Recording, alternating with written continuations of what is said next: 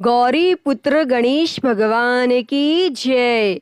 शनिदेव महाराज की जय। श्री शिवाय नमस्तुभ्यम। प्रिय भक्तजनों, आज हम इस वीडियो में शनिवार व्रत की कथा सुनेंगे। तो आप सभी भक्तजन बड़ी ही श्रद्धा, ध्यान पूर्वक और प्रसन्नचित्त मन से इस कथा को पूरा अवश्य सुनिएगा। तो सभी प्रेम से बोलिए शनिदेव महाराज की जय। एक समय की बात है, किसी गांव में एक ब्राह्मण देवता अपनी पत्नी तथा बच्चों के साथ रहते थे। एक दिन ब्राह्मण देवता सुबह सोकर उठे तो बहुत ही चिंतित दिखाई दे रहे थे। तो अपने पति को इतना चिंतित देखकर उनकी पत्नी ने पूछा कि स्वामी, आज आप सुबह सुबह किस चिंता में डूबे हुए हैं? तो पत्नी की बात सुनकर ब्राह्मण देवता ने कहा, कोई बात नहीं, बस यूं ही थोड़ी तबीयत खराब है। लेकिन ब्राह्मण की पत्नी बहुत ही समझदार थी। वह जान चुकी थी कि उसके पति कोई ना कोई समस्या से घिरे हैं। तो उसके बार बार पूछने पर ब्राह्मण देवता ने कहा कि मैं कई दिन से एक ही सपना देख रहा हूँ कि एक व्यक्ति नीले कपड़े पहनकर आता है और मुझसे कहता है कि तुम्हें मेरी 7.5 लगेगी। तो यह सुनकर ब्राह्मण देवता की पत्नी ने कहा, अरे वह तो शनि देव भगवान हैं, जो आप पर शनि की दशा लगाने को कहते हैं। अब जब भी शनि देव आपके सपने में आए और बोले कि तुम्हें मेरी 7.5 लगेगी, तो आप उन्हें प्रणाम करके बोलिए कि 1.15 से ज्यादा मत लगाइए। तो ब्राह्मण देवता ने कहा कि ठीक है, मैं ऐसा ही बोल दूंगा। तब दूसरी ही रात्रि को शनि देव ने फिर से ब्राह्मण के सपने में आकर कहा कि तुम्हें मेरी 7.5 लगेगी। तब ब्राह्मण देव ने कहा कि हे प्रभु, मेरे में इतनी क्षमता नहीं है, मैं इतने साल तक कष्ट नहीं सह पाऊंगा। आप कृपया करके मुझ पर थोड़े ही समय के लिए लगें। तब शनि देव ने कहा, तो ठीक है, मैं 2.5 साल के लिए लगूंगा। तो ब्राह्मण देव बोला कि नहीं प्रभु, मैं इतना भी सहन नहीं कर पाऊंगा, आप कृपया करके केवल 1.15 तक ही लगें। तो शनि देव ने कहा कि ठीक है, जैसा तुम कह रहे हो, मैं 1.15 तक ही लगूंगा। तब अगले दिन प्रातः काल होते ही ब्राह्मण देव ने अपनी पत्नी को सारी बात बताई और कहा कि मुझे शनि देव की कुदृष्टि लगी है और वह भी 1.15 के लिए, इसलिए मैं जंगल में जा रहा हूँ, वहीं पर पूजा अर्चना करूँगा। तब इतना बोलकर ब्राह्मण देव जंगल में चले गए और जंगल में उन्होंने पूजा की। जब थोड़ा सा समय बचा तो वह सोचने लगे कि इतना समय तो घर जाने में लग जाएगा, तो मुझे अब चलना चाहिए। तो यह सोचकर वह खड़े होकर घर के लिए चल पड़े। तब रास्ते में उन्होंने देखा कि एक खेत में तरबूज की बहुत सारी बेलें लगी हुई हैं और उन बेलों को बहुत ही सुंदर सुंदर तरबूज लगे हुए हैं। तो उन्हें देखकर ब्राह्मण देवता का मन ललचा उठा और वह सोचने लगा कि तरबूज ले चलता हूँ, घर जाकर बच्चों को दे दूंगा, कितने खुश होंगे।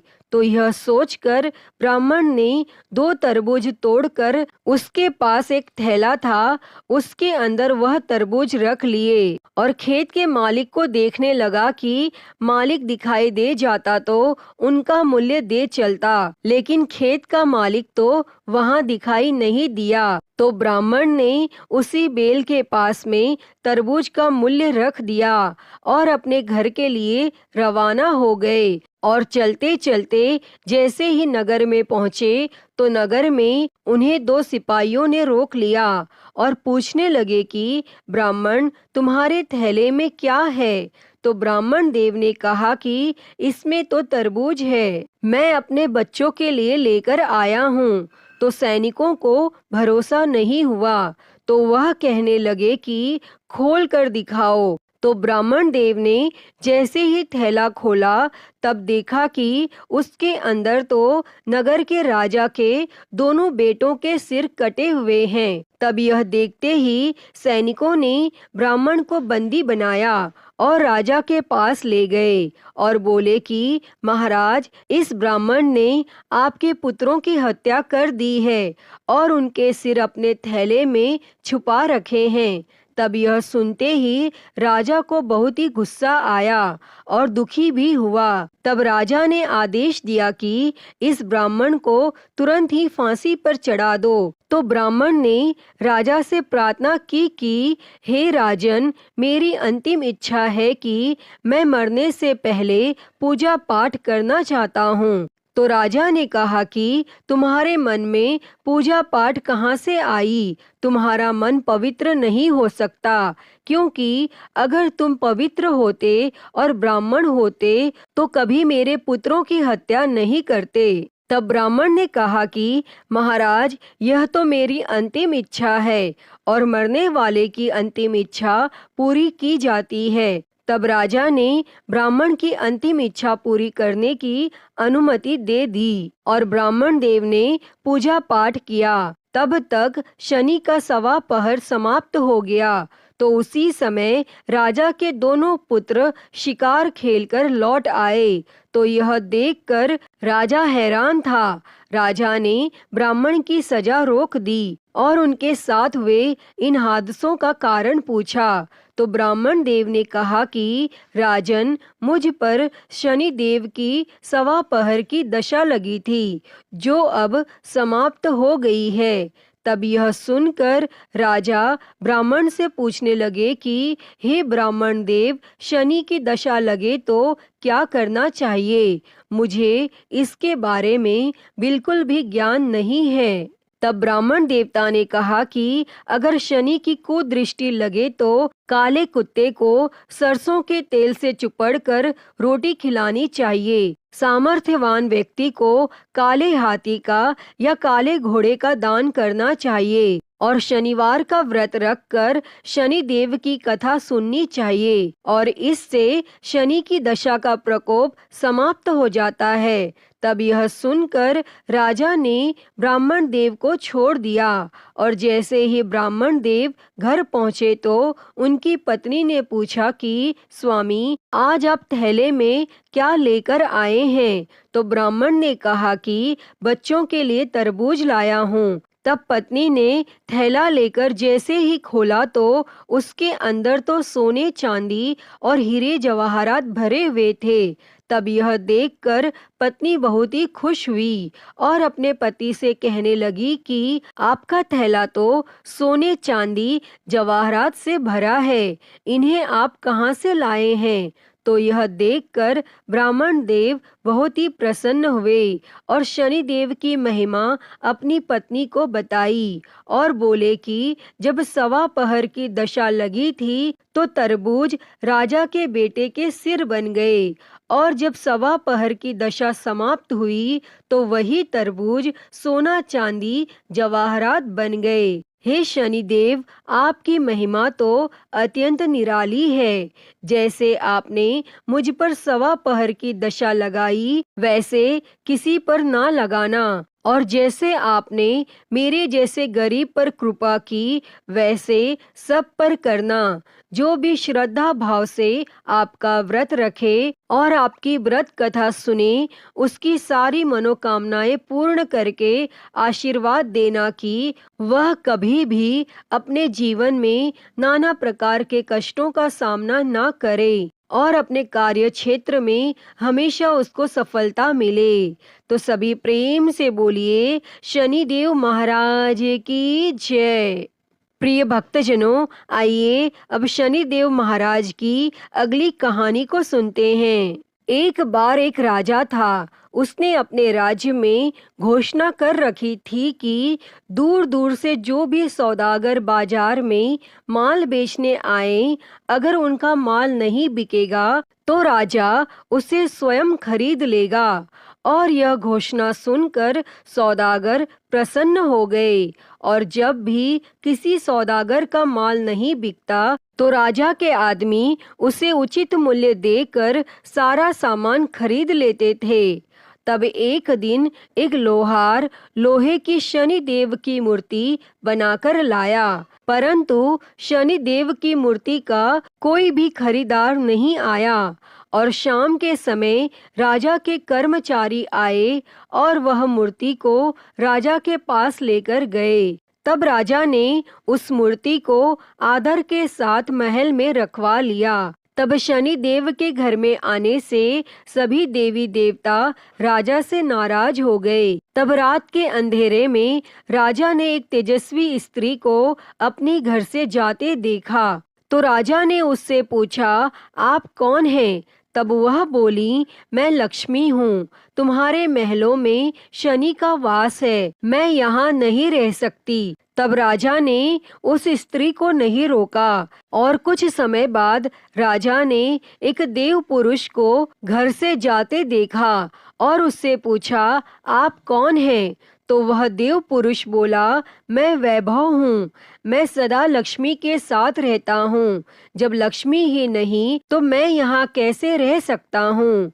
और राजा ने उसे भी नहीं रोका और वह भी चला गया। और इसी प्रकार धीरे धीरे धर्म, धैर्य, क्षमा आदि सभी गुण एक एक करके चले गए और राजा ने किसी को भी रुकने के लिए नहीं कहा। लेकिन अंत में जब सत्य जाने लगा तब राजा के पूछने पर उसने कहा, जहाँ लक्ष्मी, वैभव, धर्म, धैर्य और क्षमा का वास नहीं तो मैं यहाँ क्या करूँगा। अब राजा सत्यदेव के पैरों में गिर पड़ा और बोला, महाराज आप कैसे जा सकते हैं? आप ही के बल पर मैंने लक्ष्मी, वैभव, धैर्य, धर्म आदि सभी का तिरस्कार किया है, मैं आपको नहीं छोड़ूंगा। तब राजा का इतना आग्रह देखकर सत्य वहां रुक गया और महल के बाहर सभी देवी देवता सत्य की राह देख रहे थे। और उसे न आता हुआ देखकर धर्म बोला, मैं सत्य के बिना नहीं रह सकता, मैं वापस जा रहा हूँ। और धर्म के पीछे पीछे क्षमा, वैभव, लक्ष्मी सभी लौट आए तथा राजा से कहने लगे, तुम्हारे सत्य प्रेम के कारण ही हमें यहाँ वापस लौटना पड़ा है। तुम जैसा राजा दुखी नहीं रह सकता। सत्य प्रेम के कारण लक्ष्मी तथा शनि एक साथ रहने लगे। तो बोलिए, सत्य भगवान की जय। हे प्रभु, जैसे आपने राजा पर कृपा की वैसे ही सब पर करना। कहानी अधूरी हो तो पूरी करना, पूरी हो तो मान करना। तो सभी प्रेम से बोलिए, शनिदेव महाराज की जय। प्रिय भक्तजनों, आइए अब शनिवार व्रत की अगली कथा को सुनते हैं।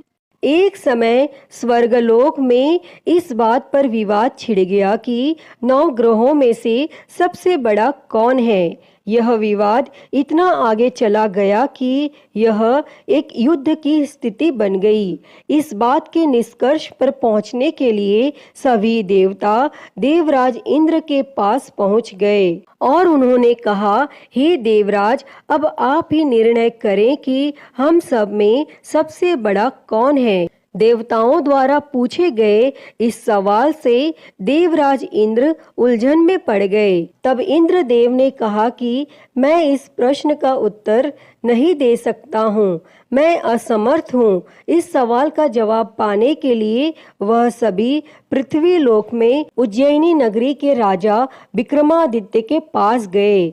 तब राजा विक्रमादित्य के महल पहुंचकर सभी देवताओं ने प्रश्न किया। इस पर राजा विक्रमादित्य भी असमंजस में पड़ गए। वो सोच रहे थे कि सभी के पास अपनी अपनी शक्तियां हैं जिसके चलते वो महान हैं। अगर किसी को छोटा या बड़ा कहा गया तो उन्हें क्रोध के कारण काफी हानि हो सकती है। इसी बीच राजा को एक तरीका सूझा। उन्होंने 9 तरह की धातु बनवाई जिसमें स्वर्ण, रजत, कांसा, ताम्र, सीसा, रांगा, जस्ता, अभ्रक वह लोहे शामिल थे। तब राजा ने सभी धातुओं को एक एक आसन के पीछे रख दिया और इसके बाद उन्होंने सभी देवताओं को सिंहासन पर बैठने के लिए कहा। तब धातुओं के गुणों के अनुसार सभी आसनों को एक दूसरे के पीछे रखवा कर उन्होंने देवताओं को अपने अपने सिंहासन पर बैठने को कहा। और जब सभी देवताओं ने अपना अपना आसन ग्रहण कर लिया, तब राजा विक्रमादित्य ने कहा, इस बात का निर्णय हो चुका है, जो सबसे पहले सिंहासन पर बैठा है वही बड़ा है। यह देखकर शनि देवता बहुत नाराज हुए। उन्होंने कहा, राजा विक्रमादित्य, यह मेरा अपमान है। तुमने मुझे सबसे पीछे बिठाया है। मैं तुम्हारा विनाश कर दूंगा। तुम मेरी शक्तियों को नहीं जानते हो। तब शनि देव ने कहा, एक राशि पर सूर्य 1 महीने, चंद्रमा 2.25 महीने, मंगल 1.5 महीने, बुध और शुक्र 1 महीने, बृहस्पति 13 महीने रहते हैं, लेकिन मैं किसी भी राशि पर 7.5 वर्ष रहता हूँ। मैंने अपने प्रकोप से बड़े बड़े देवताओं को पीड़ित किया है। वो मेरा ही प्रकोप था कि भगवान राम को वन में जाकर रहना पड़ा था, क्योंकि उन पर 7.5 थी, और रावण की मृत्यु भी इसी कारण हुई। अब तू भी मेरे प्रकोप से नहीं बच पाएगा। और शनि देव ने बेहद क्रोध में वहां से विदा ली और वहीं बाकी देवता खुशी खुशी वहां से चले गए। इसके बाद सब कुछ सामान्य ही चलता रहा। राजा विक्रमादित्य पहले की ही तरह न्याय करते रहे। दिन ऐसे ही बीतते रहे, लेकिन शनि देव अपना अपमान नहीं भूले। एक दिन शनि देव बदला लेने के लिए घोड़े के व्यापारी के रूप में राज्य पहुंचे। जब राजा विक्रमादित्य को इस बात का पता चला तो उन्होंने अपने अश्वपाल को कुछ घोड़े खरीदने के लिए भेजा। जब अश्वपाल लौट आया और राजा को बताया कि घोड़े बेहद कीमती हैं, तब राजा ने खुद जाकर एक सुंदर और शक्तिशाली घोड़ा पसंद किया और उसकी चाल देखने के लिए घोड़े पर सवार हो गए। जैसे ही राजा विक्रमादित्य घोड़े पर बैठे, वैसे ही घोड़ा बिजली की रफ्तार में दौड़ पड़ा।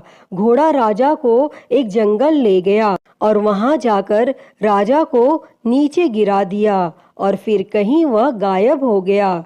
तब राज्य का रास्ता ढूंढने के लिए राजा जंगल में भटकने लगा, लेकिन उसे कोई रास्ता नहीं मिला। और कुछ समय बाद उसे एक चरवाहा मिला और भूख प्यास से परेशान उस राजा ने चरवाहे से पानी मांगा। चरवाहे ने उसे पानी दिया और राजा ने उसे अपनी एक अंगूठी दे दी। तब रास्ता पूछकर राजा जंगल से निकल गया और पास में ही मौजूद एक नगर में पहुंच गया और एक सेठ की दुकान पर राजा ने कुछ आराम के लिए रुका और वहां सेठ से बातचीत करते हुए उसने बताया कि वह उज्जैनी नगरी से आया है। तब राजा कुछ देर तक उस दुकान पर बैठा। जितनी देर वो वहां बैठा, सेठ जी की काफी बिक्री हो गई। तब सेठ ने खुद को बहुत भाग्यवान समझा और सेठ ने राजा को अपने घर खाने पर आमंत्रित किया। और सेठ के घर में एक खूंटी पर सोने का हार लटका था और उसी कमरे में वह राजा को छोड़कर चला गया और कुछ समय बाद खूंटी उस सोने के हार को निगल गई। तब सेठ ने विक्रमादित्य से वापस आकर पूछा कि उसका हार कहाँ है। तब राजा ने उसे हार गायब होने की बात बताई। इस पर सेठ ने क्रोधित होकर चोरी करने के अपराध में विक्रमादित्य के हाथ पांव काटने का आदेश दे दिया। तब राजा विक्रमादित्य के हाथ पांव काटकर उसे नगर की सड़क पर छोड़ दिया गया। फिर कुछ समय बाद विक्रमादित्य को एक तेली अपने साथ ले गया। तेली ने उसे अपने कोल्हू पर बैठा दिया। वह पूरा दिन बैलों को आवाज देकर हाँकता था और विक्रमादित्य का जीवन इसी तरह यापन होता रहा। और उस पर शनि की 7.5 थी, जिसके खत्म होने पर वर्षा ऋतु शुरू हुई। एक दिन राजा मेघ मल्हार गा रहा था। उसी समय उस नगर के राजा की बेटी राजकुमारी मोहिनी ने उसकी आवाज सुनी। उसे आवाज बेहद पसंद आई। मोहिनी ने अपनी दासी को भेजकर गाने वाले को बुलाने को कहा और जब दासी लौटी तो उसने अपंग राजा के बारे में मोहिनी को सब बताया। लेकिन राजकुमारी उसके मेघ मल्हार पर मोहित हो चुकी थी और अपंग होने के बाद भी वह राजा से विवाह करने के लिए मान गई। जब मोहिनी के माता पिता को इस बात का पता चला तो वो हैरान रह गए। तब रानी ने अपनी बेटी को समझाते हुए कहा कि तेरे भाग्य में किसी राजा की रानी का सुख है, तू इस अपंग से क्यों विवाह करना चाहती है। लेकिन समझाने के बावजूद भी राजकुमारी अड़ी रही और अपनी जिद को पूरा कराने के लिए राजकुमारी ने भोजन छोड़ दिया।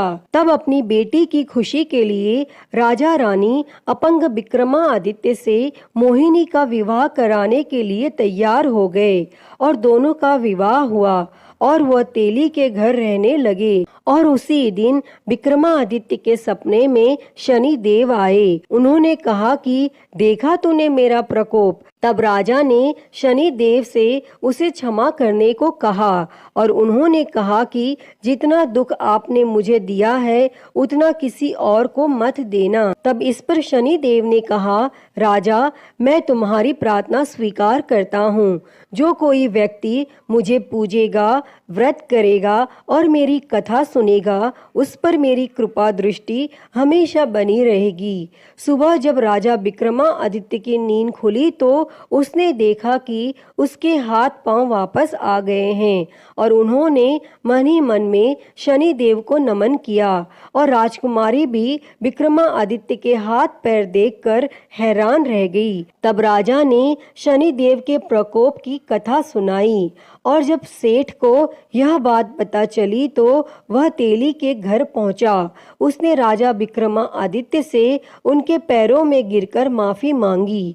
तब राजा ने सेठ को माफ कर दिया और सेठ ने राजा से उसके घर जाकर भोजन करने के लिए कहा और भोजन करते हुए अचानक से ही खूंटी ने हार उगल दिया और सेठ जी ने अपनी बेटी का विवाह भी राजा के साथ कर दिया और सेठ ने उसे स्वर्ण आभूषण, धन आदि देकर राजा के साथ विदा कर दिया। तब राजा विक्रमादित्य अपनी दोनों पत्नियों यानी राजकुमारी मोहिनी और सेठ की बेटी के साथ अपने राज्य उज्जैनी पहुँचे। सभी ने उनका स्वागत किया। इसके बाद राजा विक्रमादित्य ने पूरे राज्य में घोषणा करते हुए कहा कि आज से शनि देव सब देवों में सर्वश्रेष्ठ माने जाएंगे और साथ ही शनि देव का व्रत करें और व्रत कथा जरूर सुनें। यह देखकर शनि देव बहुत खुश हुए। व्रत करने और व्रत कथा सुनने से शनि देव की कृपा रहने लगी और लोग आनंद पूर्वक रहने लगे। अतः हे शनि देव जी, जैसी कृपा आपने राजा विक्रमादित्य पर की वैसी ही कृपा इस कथा को कहते, सुनते और हुंकारा भरते पर करना। तो बोलिए शनि महाराज की जय, नवग्रह देवताओं की जय। प्रिय भक्तों, तो मैं उम्मीद करती हूँ कि आपको यह कथा पसंद आई होगी और अगर वीडियो अच्छी लगी हो तो इसे लाइक करें, ज़्यादा से ज़्यादा शेयर करें और कमेंट में शनिदेव की जय लिखना ना भूलें और हरिहर भक्ति चैनल को सब्सक्राइब कर नोटिफिकेशन बेल को ज़रूर ऑन कर लें। हर हर महादेव। धन्यवाद।